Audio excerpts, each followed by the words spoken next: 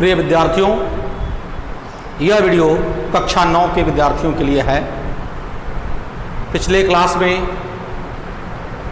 हम लोगों ने फ्यूचर कंटिन्यूअस टेंस से संबंधित वाक्यों का अनुवाद करना सीखा। आज के इस वीडियो में हम लोग नेक्स्ट चैप्टर, जिसका नाम है फ्यूचर परफेक्ट टेंस, का अध्ययन हम लोग करेंगे। वैसे प्रेजेंट परफेक्ट की तरह ही पास्ट परफेक्ट की तरह ही यह भी है। अंतर सिर्फ टेंस का है। जिस तरह से प्रेजेंट में या पास्ट में किसी कार्य का पूर्ण रूप से समाप्त होना या न होना पाया जाता है, उसी तरह से इसमें ऐसे कार्यों का होना या न होना पाया जाता है जो भविष्य काल में समाप्त हो चुका होगा। सामान्यतः इसका पहचान चुका होगा, चुकी होगी, चुके होंगे, चुकेगा, चुकेगी, चुकेंगे आदि आता है। सामान्य तौर पे यदि आप देखें तो इसमें सीधे सीधे आप चाहें तो सिंपल सेंटेंस में सिंपल सेंटेंस की तरह आप बना सकते हैं। यानी कि जैसे मान लीजिए भारत मैच जीत चुका होगा, तो India will have one the match. यानी हमने क्या लिखा? सबसे पहले सब्जेक्ट लिखा, फिर विल हैव लिखा या शैल हैव लिख सकते हैं, और क्रिया का थर्ड फॉर्म ऑब्जेक्ट आदि लिख सकते हैं। तो यह सिंपल सेंटेंस की तरह हो गया। लेकिन इसको मैं पास्ट परफेक्ट की तरह ही बताऊंगा, जिसमें दो कार्यों का होना या न होना पाया जाएगा। तब क्या करेंगे? मैं डिफिकल्ट वाला ही बता दे रहा हूं, आप आसानी से इजी वाला समझ लेंगे। तो जिस तरह से उसमें बिफोर का प्रयोग किया जाता है, उसी तरह से इसमें बिफोर का प्रयोग किया जाता है। अर्थात जो काम पहले समाप्त होगा भविष्य में, उसको हम पहले फ्यूचर टेंस में, फ्यूचर परफेक्ट टेंस में लिखेंगे, उसके बाद बिफोर लिखेंगे, और जो काम बाद में समाप्त होता है उसे हम प्रेजेंट इंडिफिनिट में लिखेंगे। इसका रूल भी हमने लिखा है, ध्यान दीजिए। सब्जेक्ट प्लस शैल या will plus have plus LV3 plus object plus ETC plus before और plus present indefinite subject plus LV1 plus object plus ETC। यहाँ पर यदि यस या यस की जरूरत पड़ती है तो उसको भी हम लिखेंगे। और जिस तरह से पास्ट परफेक्ट में होता है कि बिफोर वाले वाक्यों में परफेक्ट का ही निगेटिव या इंट्रोगेटिव बनता है, उस तरह से इसमें भी बिफोर वाले, ध्यानपूर्वक सुनिएगा, बिफोर वाले वाक्यों में परफेक्ट का यानी फ्यूचर परफेक्ट का ही निगेटिव भी बनेगा और फ्यूचर परफेक्ट का इंट्रोगेटिव और इंट्रोगेटिव निगेटिव बनेगा। यानी कि यदि निगेटिव होगा तो शैल विल में से एक लिखेंगे, हैव लिखेंगे, फिर नॉट लिख देंगे, ये निगेटिव हो गया। और यदि यस टाइप इंट्रोगेटिव होगा तो शैल या विल को पहले कर देंगे, बाकी उतार देंगे।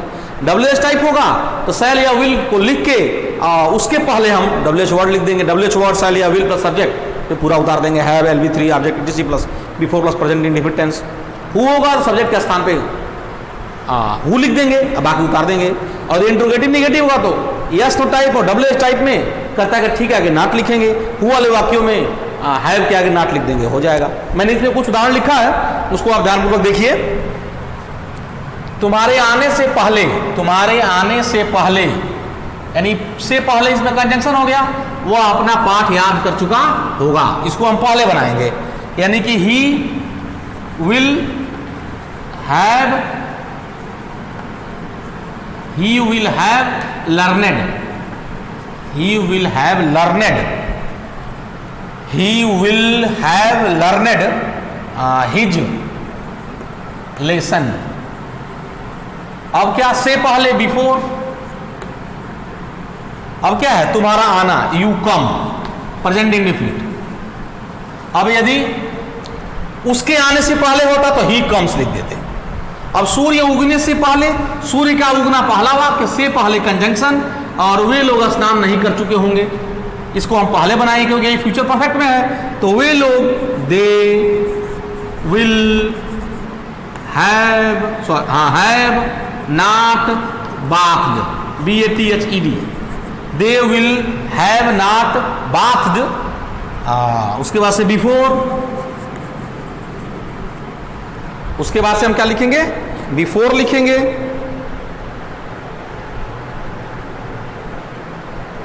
सॉरी, ये चीज मैं इसमें थोड़ा सा मिस्टेक कर दिया।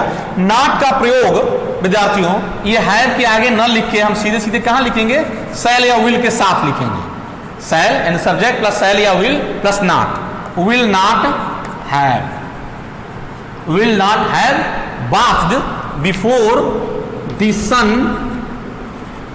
rises, the sun rises.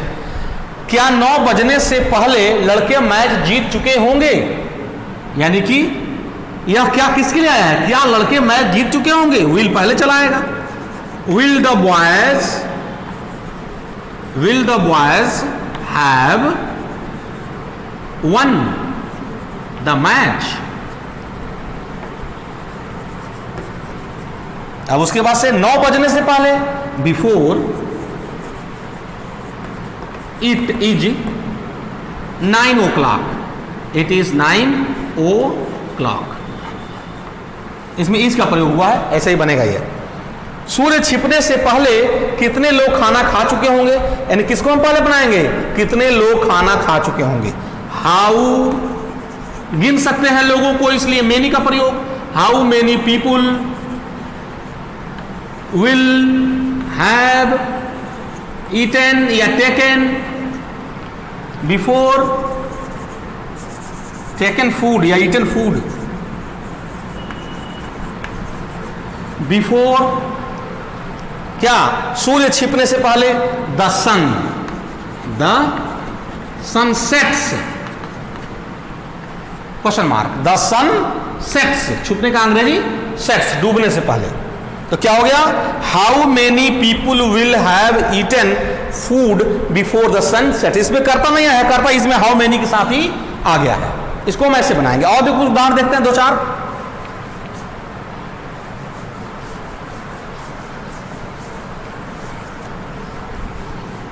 इसका यूज जनरल लाइफ में प्रिय विद्यार्थियों बहुत कम होता है, लेकिन चूंकि आपके यहाँ सिलेबस में है, कोर्स में है, इसलिए इसको भी पढ़ना जरूरी है। कभी कभी यह कंपटीशन में भी पूछ देता है।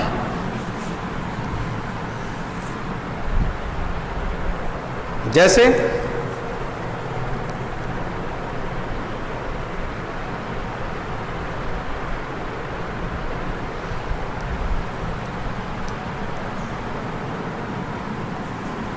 चपरासी के घंटी बजाने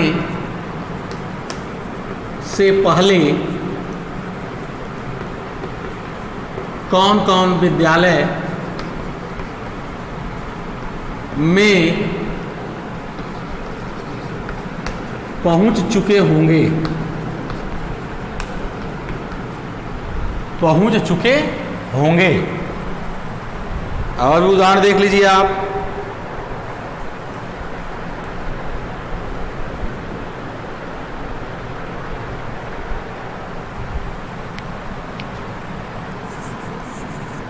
वर्षा समाप्त होने से पहले वह अपने घर कैसे पहुंच चुका होगा? यह आपका 2 उदाहरण है, इसको देखिए। चपरासी के घंटी बजाने से पहले कौन कौन विद्यालय पहुंच चुके होंगे? तो पहले बनाएंगे कौन कौन विद्यालय पहुंच चुके होंगे। Who will have reached the school, in the school, reached the school ही लिखेंगे क्योंकि रीच के पास प्रीपोजिशन जनरली नहीं लगाया जाता है। Reached the school before the peon rings the bell, before the peon rings the bell। वर्षा समाप्त होने से पहले वह अपने घर कैसे पहुंच चुका होगा? How will he have reached his home before, वर्षा समाप्त होने से पहले, before the rain ends, before the rain ends. ऐसे आप और भी उदाहरण को आप अपने किताब में देखेंगे और बनाने का प्रयास करेंगे, निश्चित भी बनेगा। वैसे जनरली सिंपल सेंटेंस में ही इससे संबंधित वाक्य पूछे जाते हैं, बताए जाते हैं, पढ़ाए जाते हैं। लेकिन पहले मैंने डिफिकल्ट वाले को बता दिया, क्योंकि सिंपल वाले को आप आसानी से इसको समझने के पश्चात बना लेंगे। इसके बाद से मैं आपको फ्यूचर परफेक्ट कंटिन्यूअस पढ़ाकर इस टेंस को समाप्त करूंगा। फिर अगला कुछ यूसेज या और भी चीज़ें ग्रामर की आपको बताई जाएंगी। थैंक यू वेरी मच, बहुत बहुत धन्यवाद।